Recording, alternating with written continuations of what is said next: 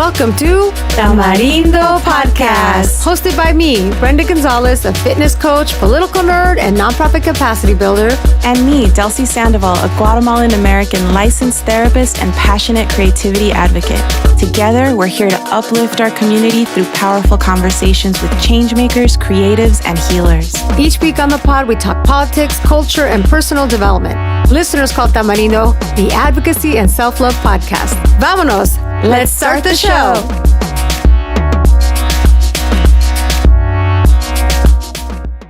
Hey, Tamarindo Podcast listeners. Guess who we have here today? Say hello, Ana Sheila. Oh my God. Hola. We're happy to have you here. Thank you for substituting for today and stepping in. And for all of you that are new to Tamarindo, Ana Sheila has been a huge part of this podcast, was with Tamarindo for maybe close to 5 years. Yeah, and my longest relationship, Brenda. There you go. And she's back today joining us in vivo y directo by the time y'all are listening to this. It's after the fact, but from Tasco, Mexico. So it's so great to see you. Say hello again. Gracias. It feels a little bit like a little surreal to be sharing space with you again, but it feels sweet too. So Awesome. I'm happy to be on Tamarindo. Well, as you know, we always do a ¿Qué pasa? So what have you been up to? What is your brief catch up for our listeners? What are you doing in Mexico? Tell us a little bit. Yeah, so sabes, this year has been a period of really, really deep healing for me, probably one of the biggest in my life. And I feel like it's interesting. Sometimes you think you've done, all this healing. The thing that I realized about healing is que sometimes what you think you've done is you put a Band-Aid on something because, it's hard to do the work, right? It's hard to do self-work. And sometimes it means kind of facing your shadows a little bit, y como cosas like hard things. And then you're like, okay, that was hard. And actually, I feel good now. And you put the little Band-Aid on because actually going deeper than that feels too hard. And so what I think I've realized in this new sort of phase of kind of facing some new things as I've aging, experiencing grief that, before I feel like I experienced a lot of physical grief. And this year and last year, I've experienced a lot of grief. Didn't lose people, but I lost a lot of things that were very close to me. And so it's like a different type of grief that sometimes is just as hard as losing a physical person, right? Yeah. And by things, I mean, I know we've talked about this. It's almost like ideas. You've lost ideas, right? Or even not being completely real, even not being part of Tamarindo. Like this was something that was a part of my life for 5 years that I started to, identify with and started to be a part of my identity and my value. And so when you let go of things, even though it's the right thing for you, and that's the same thing with relationships, right? That doesn't mean that you're not going to grieve it. Right. And that was surprising for me to take a decision that was right for me. And then I'm like, oh, wait, but it doesn't matter. It's still a loss, something that still meant so much to you. And so those are the kinds of things that are sort of interesting reflections that kind of grief is just as valid and just as important to work through. So, yeah. So it's been really interesting, but it's required me to realize, you know what? You still had to do deeper work here. You were putting a Band-Aid on something. And also, this world that we live in is just hard. And there's a lot of systems that make it so you have to work so hard to be well, because a lot of the systems around us, they profit off of us not feeling well or being enough or, capitalism. It makes it hard to live out here, Brenda. Right. And the healing is there's never an end date. You heal forever. It's an ongoing there's process. Always new triggers. Mm-hmm. And you're going through different things in different phases of life. Yeah. And I know something else you mentioned that you're doing is that part of this healing, you were able to do some ayahuasca during your time in Mexico. What was that like? Yes. Oh my God, Brenda. So you've never done it before, right? I have not done it. No, I'm worried about the puking, but yeah. It's one of those things. It's something I've been thinking about for a few years. It's part of this healing journey. It's something I hadn't done yet. I hadn't really done psychedelics before. And I was freaking scared, Brenda. And literally the day before, but it coincidieron, the dates lined up well that I was going to be in Mexico when they were doing a ceremony at this place that I've done other healing modalities. And I was like, pues ya, aquí está. Literally it's here for you to do. And literally I was sitting. So wait, I'll tell you a little bit about it. Basically you do Yeah, so you're like in a room or it can be outside and you're all together and you're basically going to have a pijamada, like a sleepover, basically, because everyone brings their blankets. You bring pillows, but in addition to that, you also bring a freaking cubeta, like a bucket. So I'm speaking like extra Spanish because I'm here, but you bring a bucket because you're ready to possibly throw up. You do throw up. Not everybody. I threw up. And then you also bring toilet paper because you're going to need it for, different things. Pro tip, bring toilet paper. I haven't heard that one. Yeah. So yes. Yeah. And, so basically it was really intense. You honestly I experienced all the things. I experienced like moments of really like this inexplainable, just like all consuming love. I saw moments like of my life where I was hurt and I kind of forgave the people that hurt me. I saw my mom and like what a guerrera and like she's been. Like I was able to see that and feel that more clearly. I was able to just feel a type of love and compassion for family members and other loved ones in my life that like I felt it on another level. And then my abuelita was really present, like super, super present. So that's something I want to explore. But at the same time, Brenda, I also experienced a lot of fear. And this is something that I've never really I have a hard time letting go of control. And so you kind of have to let go of control here. And there were moments where I was like, okay, cool, I'm good on this. Like, this is great. Like, I'm ready for this to stop. I know, and that's the hard part is you can't just turn it off, right? And then you're stuck there, Brenda, for many more hours because it's an overnight thing. Yeah, it's an overnight thing. And so I got really scared at a moment. My guide, these are all brujos and brujas. At a moment, she looked like more of a bruja. So like her face looked like more scrunched up. So she looked fucking scary. And then her hands, they look like garras. Oh my gosh. That's the part where you're like, I want out. Get me off this ride. I'm like, am I safe here? ¿Qué me va a pasar? And unfortunately, normally they do this outside, but they didn't have the outside ready and it's rainy. So we were in this room with red walls, Brenda. Oh my gosh. And red is not a calming color at all. No, it's not. And like for me, I was like, I'm an earth sign, like I really find a lot of tranquility in nature. And so at that point, when I got really scared, I was like, I need to get out of here. And so like they took me outside and I like rested outside in nature and I saw green. I was like, okay, green, that's my color. And so all that to say, like, yeah, I think, and then this bruja came over to me and they smoke puros during the thing because I guess that also activates some stuff. I don't know if that would make me puke. I know that didn't, but she smoked. That's what would make me puke, like nothing. Yeah, so I know. Ayahuasca, but that. She blew a little bit of smoke on me, Brenda, and she was like, "Piensas mucho y haces poco." Whoa! I need a T-shirt. and this woman had met me for all of 10 seconds, like, Brenda. How do you freaking know? And I was like, damn, that kind of hurts, but it's kind of real. Whoa. Wow. Entonces, yeah, like it was intense. I felt all the things. And I think it gave me como signals in terms of like what to keep diving into, but also like what are the things I'm still facing. And I do feel like I kind of just scratched the surface because I could have taken it 2 more times. Like habían 3 tomas, like 3 different times, like you can take some and then you can take more and then you can take more and you kind of decide how much. But after that first experience, because it kind of ended sort of like in a rough way, I was scared to do another round. And so I didn't do more. And I did feel like it started to open me up to things, but I didn't keep going. So for me, it's something I do want to do again because I can see the value and I can see what it like opened up for me, but it feels like I just started scratching the surface. So I want to keep exploring more of psychedelics for sure. Fascinating. Yeah. I wonder if it was even her that said it. Maybe it's your self-conscious that said that, Yeah, right? Like it was actually you.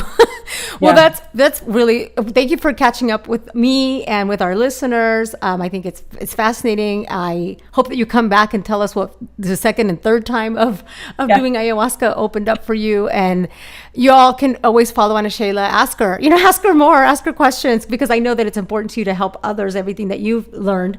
And going back to your earlier point of like, it's hard out there. We're trying to do well wherever we are, including in our workplaces.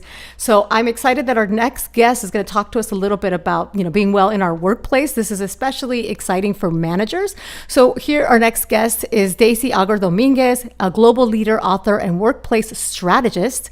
She has years of experience leading global human capital practices at companies like Google, Disney, and Vice Media. So she's been with those big companies. And she's here to talk to us about her new book. It's called Burnt Out to Lit Up. Isn't that a cool name? I knew you would like this name, Ana Sheila. Yes, Burnt of Up to course. Lit Up, right? Perfect. Yes. So Burnt Up to Lit Up is a no-nonsense love letter to modern managers that isn't just about discussing workplace burnout. It's a roadmap to healthier, more productive workplaces. I know this stuff is important to you, Ana Sheila, as somebody that helps people, especially in their workplaces, so that they can have better systems that take into consideration all the full humanity that we all carry. So she's going to talk to us about this book, but also I was curious to talk to Daisy about how she's feeling, because a lot of her work originates or is about diversity, equity, and inclusion. And of course, we know that DEI is under attack. It has now become a dirty word because the right is, you know how they are. So she had some thoughts on that, and I thought that was really fascinating to hear from her. So let's hear from Daisy right now. Let's do it. Welcome, Daisy. It's so good to have you here on Tamarindo. Oh, I'm so happy to be here. Thank you for having me. Yes. So I would first like our listeners to know a little bit about your latest book. Tell us a little bit about it. Oh my gosh. Well, I can't talk about my latest book without talking about my first book because it tell us. led me to it. So I wrote my first book, Inclusion Revolution, out of a fervent belief that organizational health, growth, and dynamism thrive when diversity, equity, and inclusion blooms. So I also wrote that book, as I wrote my second book, specifically for managers, because management is what most directly impacts the experience of workers. And the people doing it have typically never been taught how to do it well, much less with an inclusive and equitable lens. And as a practitioner of this work, I know that reshaping systems is relentless, complex, and it's often fraught with setbacks, skepticism, and resistance to change. And these are the moments when we have to carve out for ourselves spaces to pause, reflect, recharge, reset, right? All the good things. And so my second book, Burnt Out to Lit Up, How to Reignite the Joy of Leading People, which comes out in September, is a guide for leaders who are ready to stop surviving and start thriving, right? This book was born out of my realization that our traditional approach to leadership has left too many of us exhausted, disconnected, and even disillusioned. We've forgotten why we wanted to lead in the first place. And so in Burnt Out to Lit Up, I blend personal stories, lots of them, actionable strategies, and evidence-based practices to show how we can reignite our passion for leading people without sacrificing ourselves in the process, right? It's about transforming the workplace into a source of curiosity, joy, and connection, not that sad place that we have to go to every day. And it's a book for anyone who wants to lead with heart, prioritize well-being, and create environments where people and businesses both can flourish. Yeah, this is great. And it's so timely because I think as we look at this, in 2020, there was this injection of energy into things like DEI. There was enthusiasm. There was departments built. There were people hired. Yeah. And in my own experience, I've had literally friends that were hired to lead DEI work and told, you've hit your marks. We don't need this department anymore, right? We're in a space where people are burnt out and disillusioned. And then we're hearing also on the right, the narrative has shifted, right? DEI is now a dirty word. And besides the fact that it is, it's literally our strength. Like we just had the Olympics. Yeah. Take a look at all the Olympic athletes who took the gold and then tell me that diversity isn't our strength. So how can we take back the narrative on why this is important? And how does that kind of show up in this book about reigniting that energy? Oh goodness. First of all, yes, 100% to everything that you've said. I have lived this work for the past 2 decades. I was doing diversity, equity, and inclusion before it became trending, right? And I have seen these discussions and these efforts ebb and flow, right? This particular discussion that we're having now about whether DEI initiatives are superficial and whether they work, the competency of DEI leaders, right? That has always been a point of resistance. It has always been questioned in ways that other functions and organizations don't get questioned and don't get challenged. And as a chief people officer, I can speak to that from my own experience. I have sat in rooms when we have had to make very tough decisions on cuts and reductions in organizations, but never do we think we're going to completely reduce the marketing team. We're going to completely reduce the digital products teams, right? No, we fine tune them, we structure them, we get ready for when there's going to be an upward trend in the market. But this latest efforts, right? And it's always happened. Diversity and inclusions have been created, broken up, right, all the time. But in this past couple of years, the political pressures, the buy-in to this discourse, which I think is incredibly damaging, and not just disheartening, but it diminishes the realities, which is what you said, right? Diversity is an undeniable fact, right? So when people tell me let's not use the word diversity, I'm like, how, right? Scientifically, it is used, right? Neurobiology,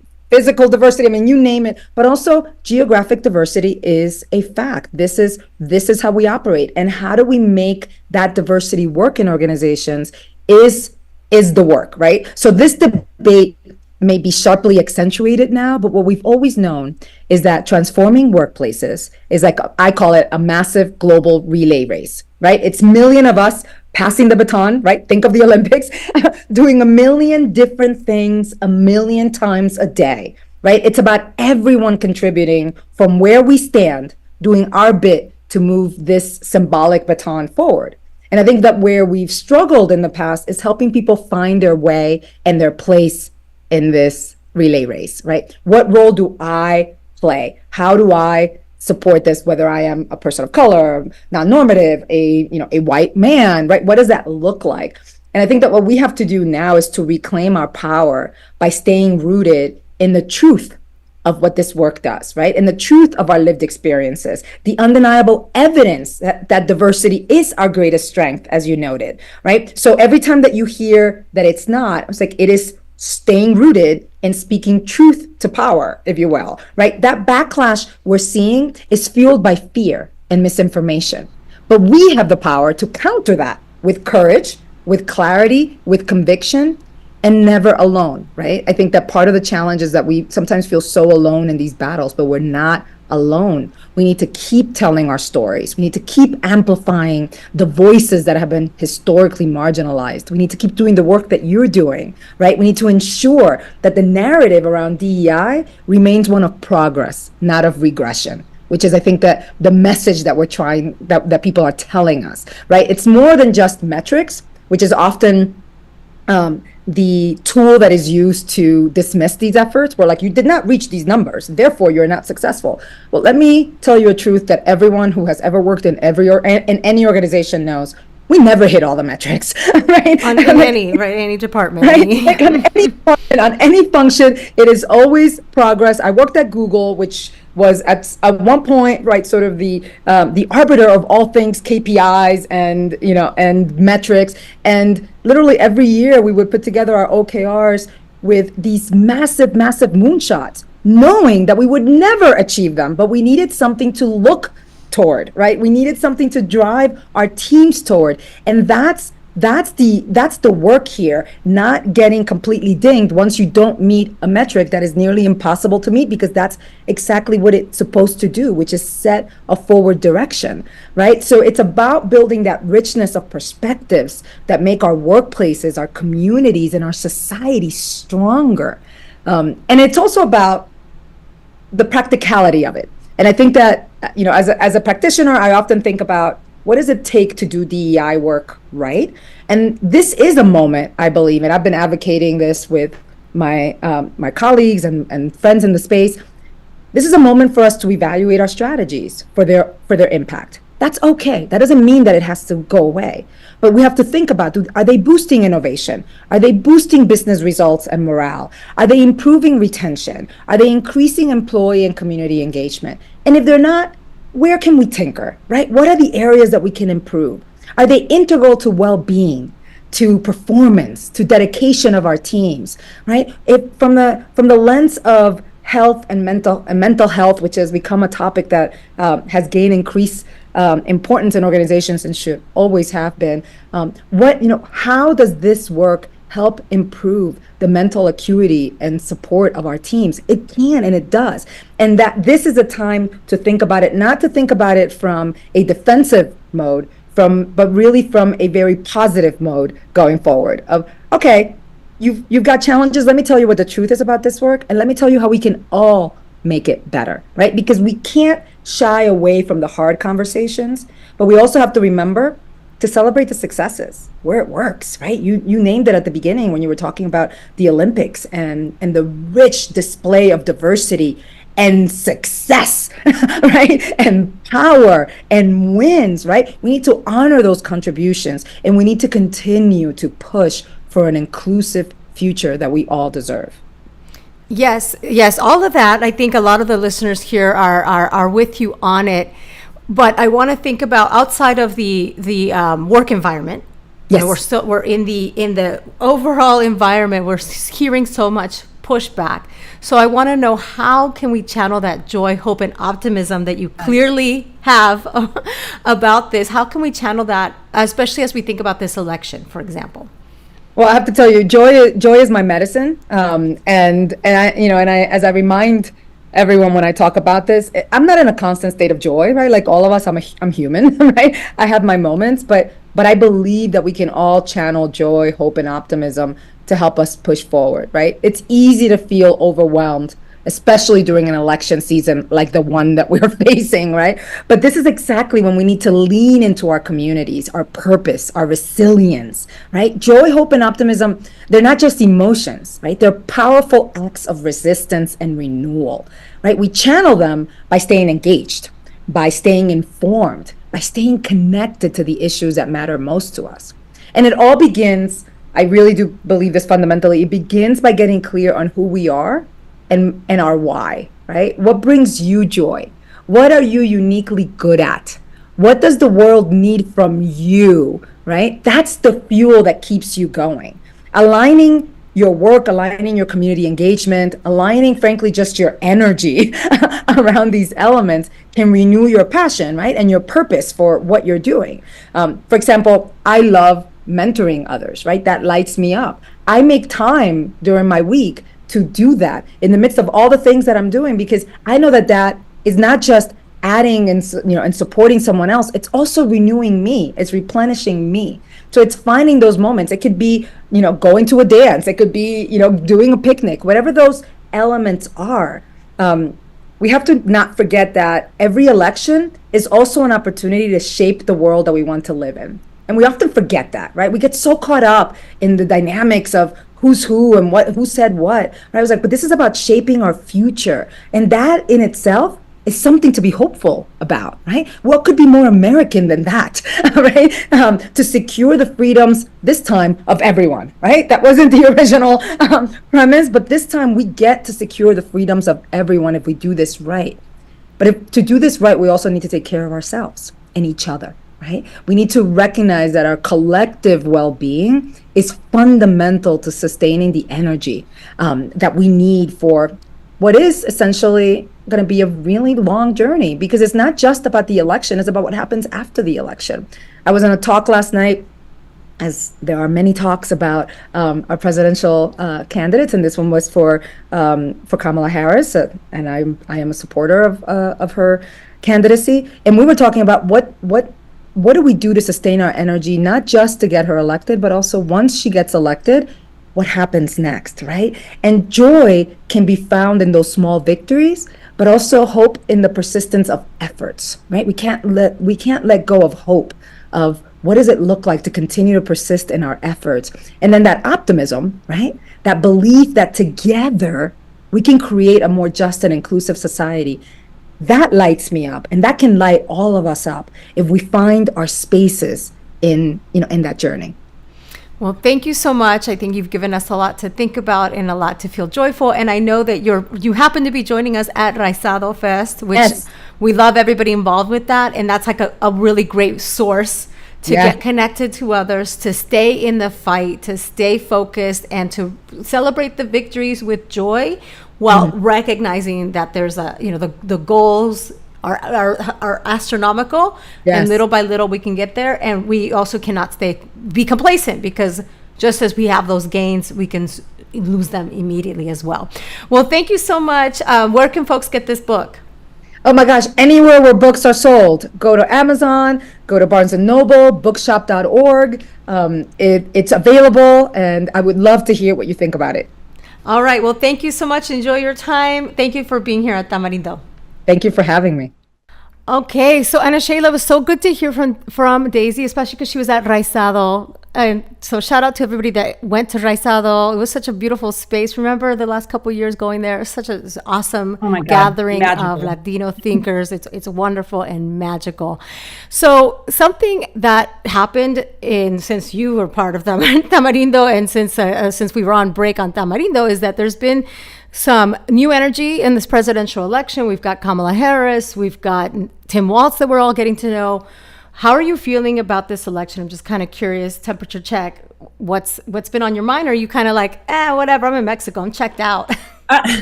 No, mira, I'll be upfront and say I don't necessarily love Kamala Harris, but I was really excited about what happened. Biden stepping down. And it was one of those things where I feel like I used to be a much more optimistic and hopeful person, por ejemplo, with Mexico's national soccer team, right? Like you hope that one World Cup, they'll do better, right? And they never do, right? And it's, as I've gotten older, I'm like, damn, maybe I need to stop being so optimistic.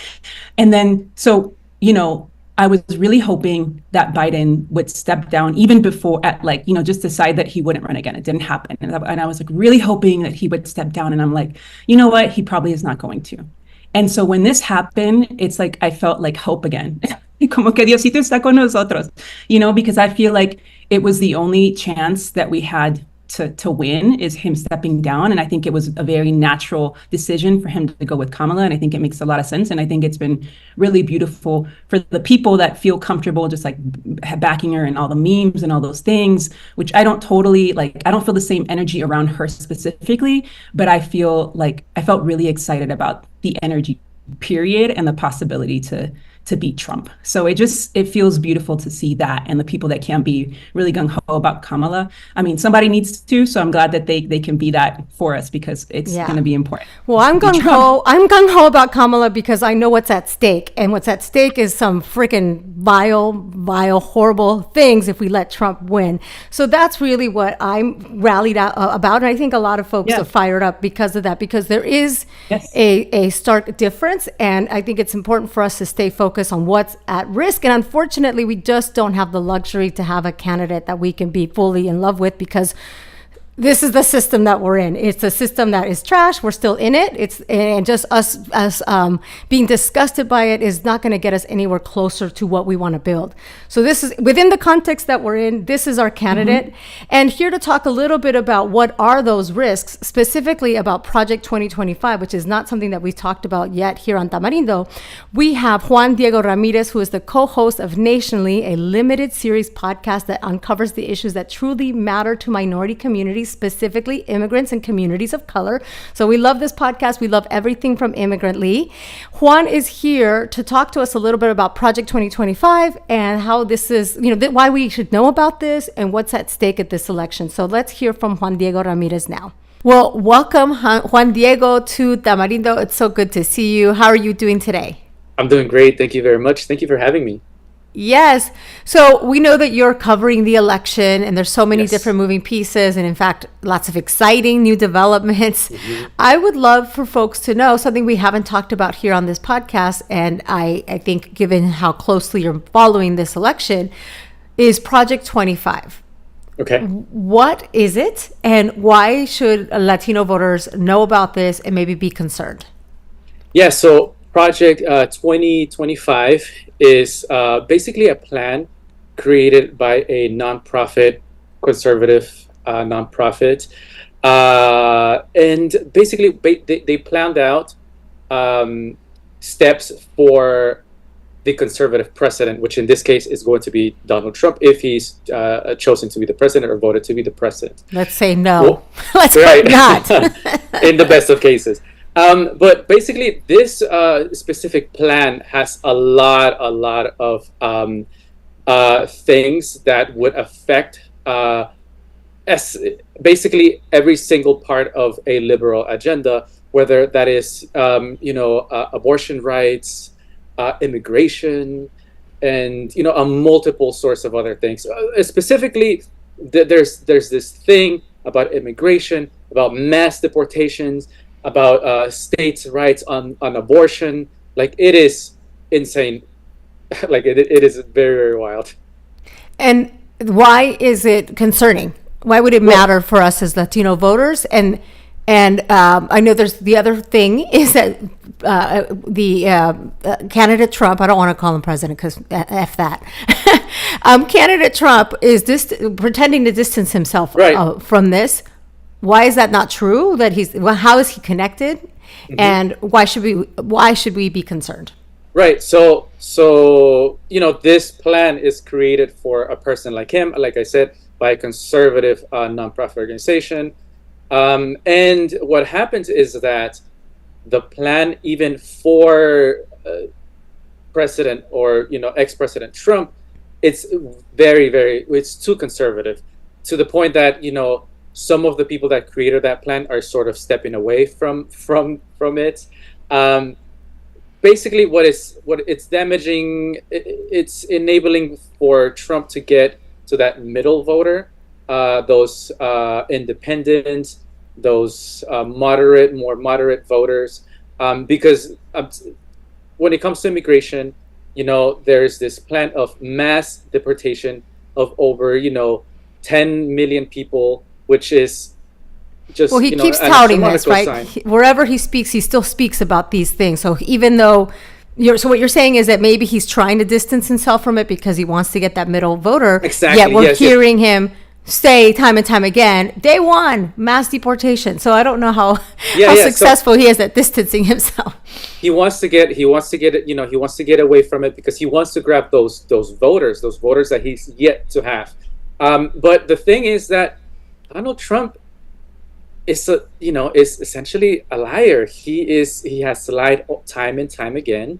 And just because he says that he's sort of staying away from Project 2025, it doesn't mean that he actually will stay away from that.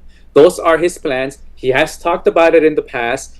He's talked about he rolled back abortion rights for women. Right, which he said he wouldn't do. He said he wouldn't do. Yeah, he said he might do something for DACA, and now he's like, ew, the whole time.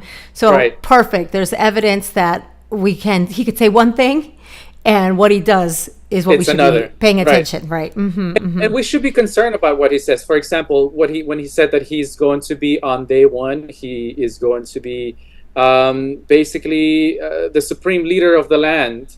And a dictator for the first 24 hours. We should actually be concerned about those type of comments, because he probably will be a dictator. A lot of things can change, and he could create a lot of laws, not laws, but dictate a lot of things on day one. So it's just very concerning. As Latino voters, we should be very, very concerned about Project 2025, although these are plans that are not necessarily will benefit everyone. Or anyone. Or anyone. Yeah. It definitely will affect everyone for sure.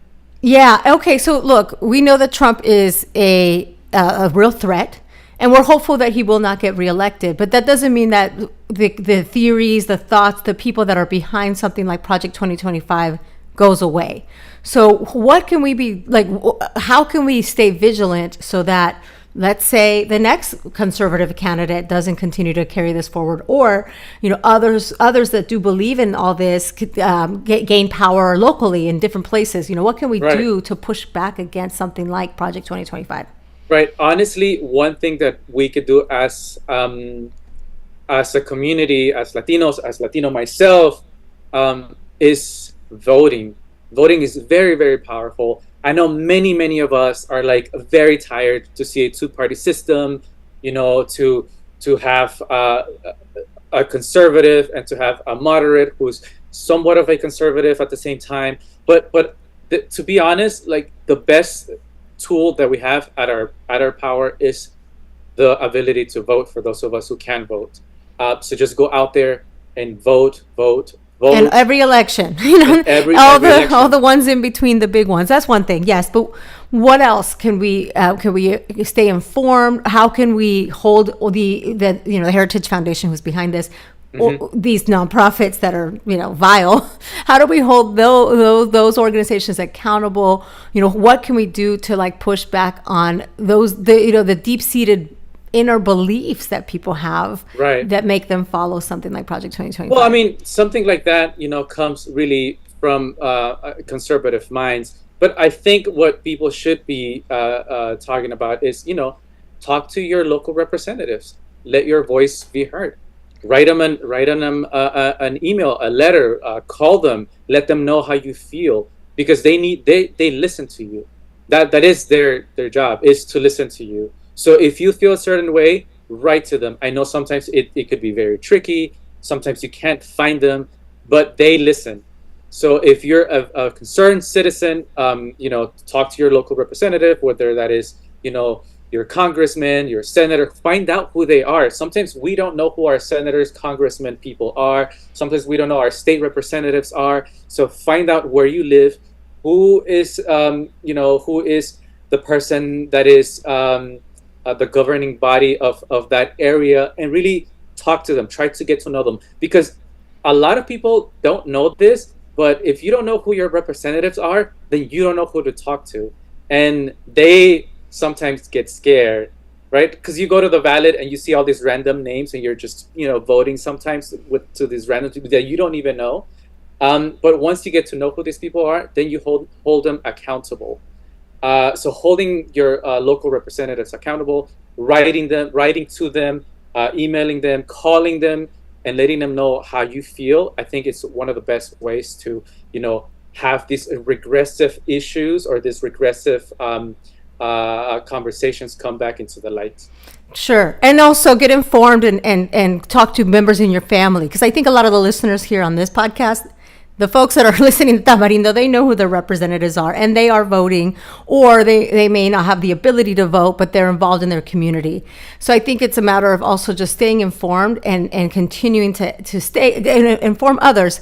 And I want to go back to something you mentioned earlier, like, okay, so our options at this presidential election are a very dangerous candidate, very dangerous candidate. And you did mention that the other option, right? And I think what I want to emphasize too is that I know that I mentioned this in the last episode, that we're in a context in this democracy here in the United States, where these are the two most viable candidates, and we don't have the luxury to have a candidate that is going to have everything that we want. Unfortunately, those candidates do exist, but they are not going to win, and you do not want to throw away your vote because you are essentially making it more possible for Trump to get elected. So how do you personally combat this? I'm sure you're hearing from people like, I'm not, Kamala, I'm disappointed because she's continuing to be what Biden was, and I'm very disappointed about things like Palestine. I'm very disappointed by the lack of progress on immigration. There are many things that I'm happy about, but there's lots of this candidate isn't perfect. What are the ways that you call people in to know what's at stake, even if they don't love this candidate? What is the risk of staying home or voting for a third-party candidate? Well, yeah, I mean, like you mentioned, right? If you vote for a third-party candidate, you're sort of taking away votes from both sides. But there isn't really an ideal candidate. Even with a third-party candidate, we could talk about Jill Stein. We could talk about or Robert Kennedy, right? For the more conservative, more cuckoo listeners. If you're listening to Robert Kennedy, I'm sorry, you need to change the channel. but there are people, Brenda, there are Latinos that do, and that support Trump. They support Trump. They support Robert Kennedy, right? But there's also those that support Jill Stein, or or even a fourth party or fifth candidate. But to be honest, we live in this world where everything is complex. Yes, Kamala Harris may not be the perfect candidate to represent a liberal agenda, right? Because we could talk about her past as a prosecutor. We could talk about her, her comment on immigration, please don't come, quote unquote, right? Right. But we have a candidate that listens, right? Like as a liberal candidate, a candidate that is willing to listen. Yes, she did say, please, I'm talking right now. Right? She did that viral, that Yes. comment did go viral. Yes, we do know. But do we I'm ever speaking. see, right? But do we ever see, on the contrary, those sort of things happening on the right? We don't, because we know that candidate will not listen, right? So, yes, we do have a lot of things at stake, but again, we have Kamala Harris, and we can always hold her accountable, right?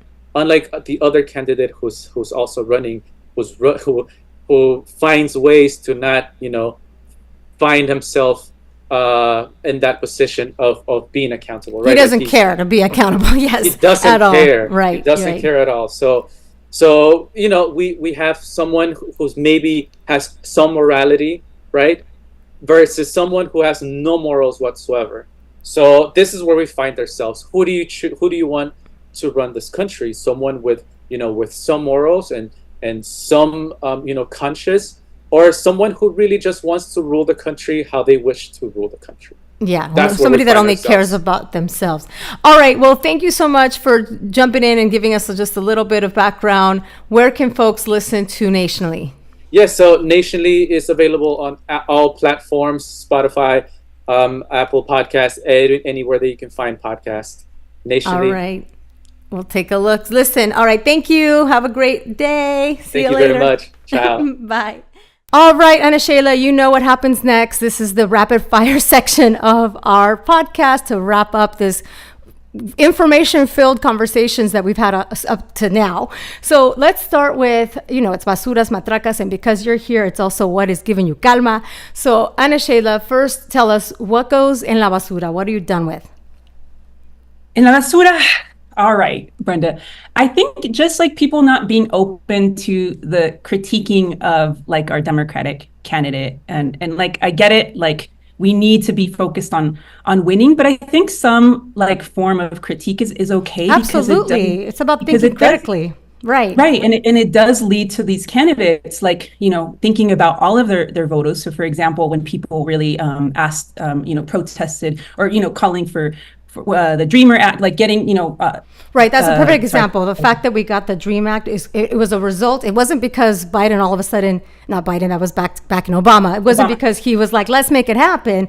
It's because there was a relentless pressure from young people directly affected that made it happen, right? There's so many different components that get us to the results that we need, including holding people accountable, protesting, asking for what you want, and critiquing. Yeah, exactly. So I think, like I know that it can be really frustrating at speeches for folks to hear the pro-Palestine protesters. I know it gets in the way, but like I feel like it's important. And I did wish Kamala kind of handled that differently, but I also understand.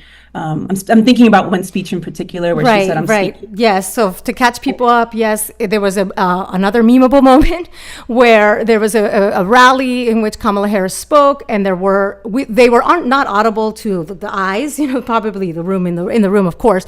Some folks that were protesting Kamala and the Biden administration's actions in Palestine, and then the lack of any, it seems like, any efforts to hold Israel accountable, right? They were valid in their protest, and the way that she handled it was criticizing that all she did is like, I'm speaking, and if you want Trump to win, you're going to let me speak, basically, was the summary of that. Yes, absolutely. There's got to be opportunity. That wasn't handled well, right? There's got to be opportunity to hold your leaders accountable, including, hey, we need a response on this very important issue that matters to so many voters.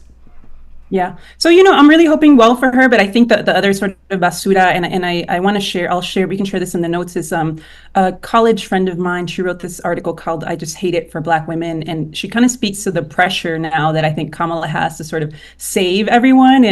And she, so it's a really interesting article, and how like her background really hasn't been in like community organizing and things like that. She's followed a very sort of traditional path, but that sometimes like, I'll just share this one thing that she says. She says, yes, and there's a good argument and a lot of truth to the fact that that's exactly how Black women have to get anywhere. We have to take the most traditional and challenging path to get anywhere. So when it comes time to put us up for the job, the inevitable questions about whether we are qualified will sound totally nonsensical. So just a little bit, I think I'd love to, just for folks that are interested in reading that, but I feel like she is up for this big job to save everyone. And also just like what Black women have to face in order to be, and Black people, period, to be, considered qualified. Yeah, no, I can't wait to read that. We'll absolutely include that in the show notes because it gives that context of what it takes for anyone that is not a white man to get to that position. And then there's been so many examples in which, okay, a woman of color gets this opportunity and they have to clean up someone else's mess, right? So a ver qué pasa.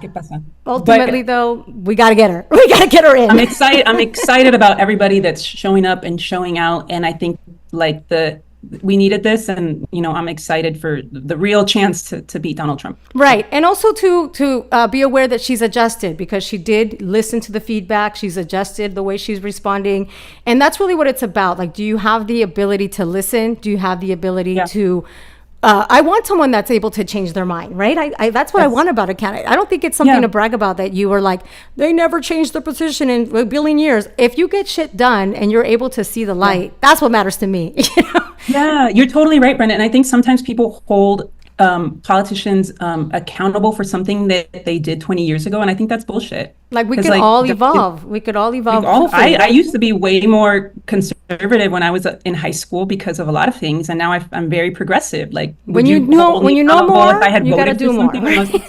When you know more and you do more, then that's great. Yeah. That's what it takes knowing, it takes listening, it takes growth, and that's what I want in a candidate. That's what you're very right.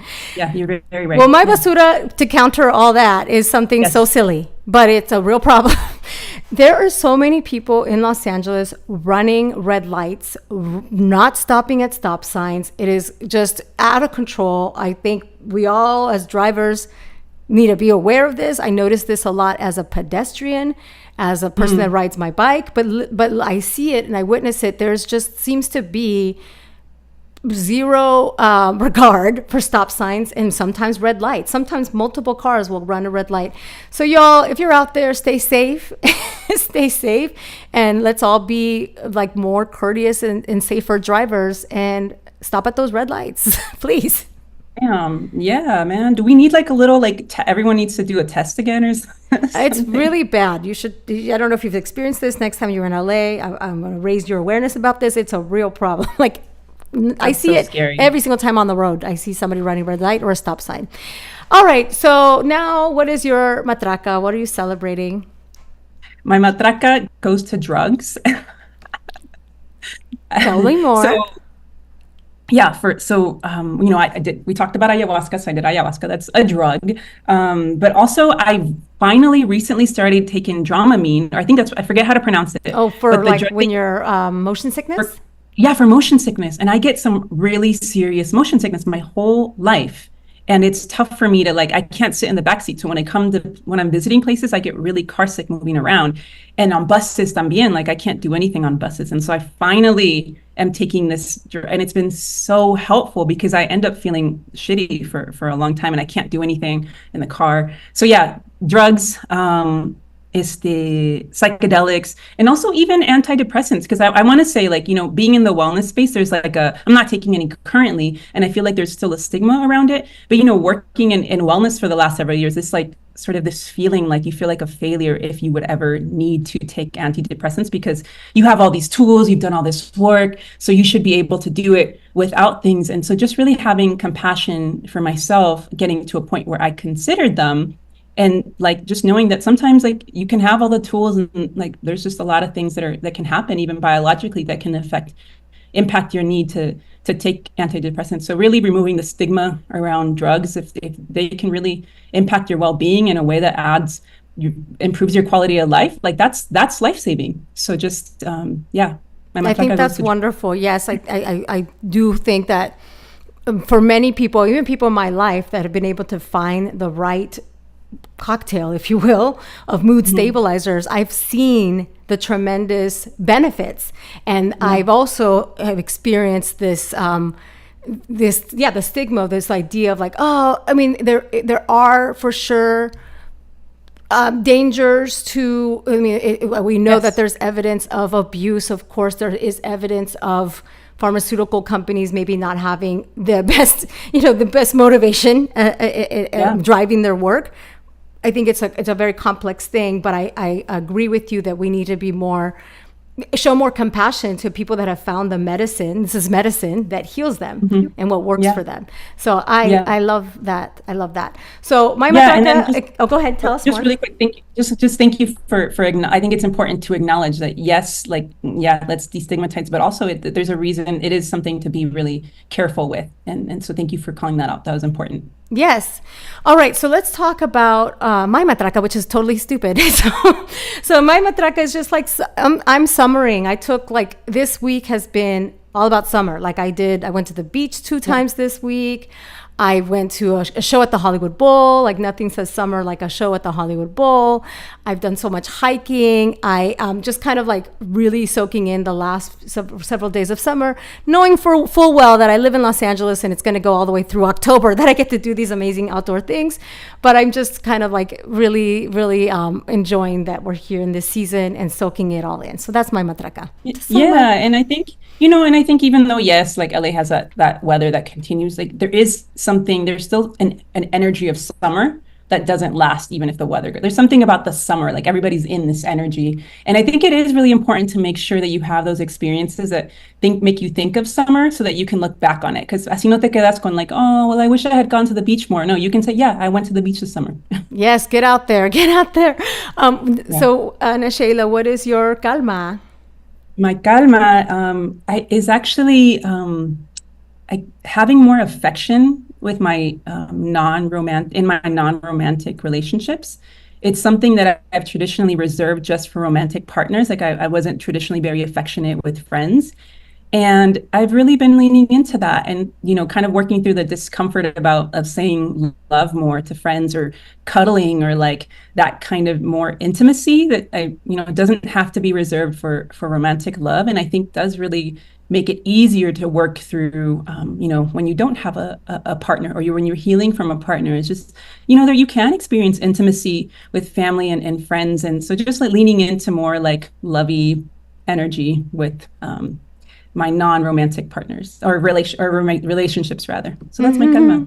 I love that. I wish I was there, I wish I could get to that point. I feel like that's very difficult for me. Especially physical touch, that goes to one person only. That's no me toques, no me abraces, por favor. Don't touch me. I don't do that. I don't like that. But that's but I want to be the person that does like that. Pero no soy. But I think I love the idea of that. I love the idea of showing our friends a little bit more love. I think that's very sweet.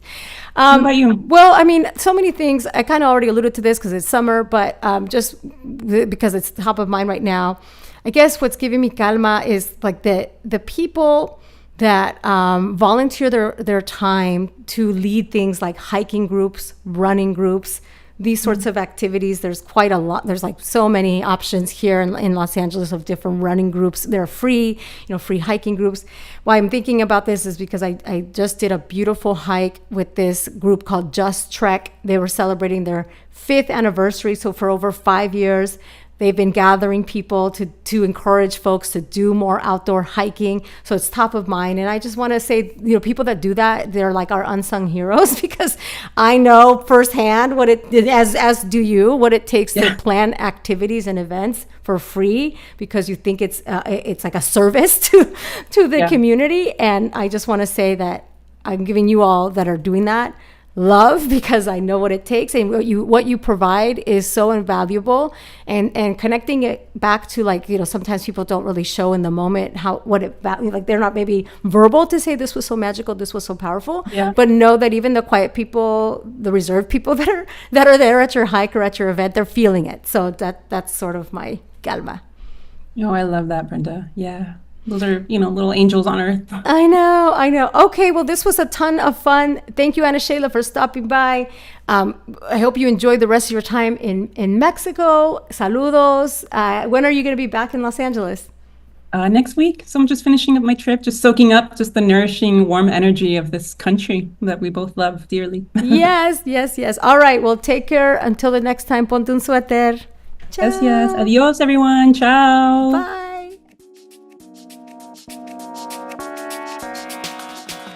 Tamarindo Podcast is Brenda Gonzalez and Delsy Sandoval. We are also the show's executive producers. Jeff Ricards wrote our theme song. Sonoro Media's Karina Riveroll provides production support, and Clivia Torres edits our episodes for YouTube. The best way to support our work is to rate and review Tamarindo or share an episode with a friend. Get in touch with us at tamarindopodcast.com.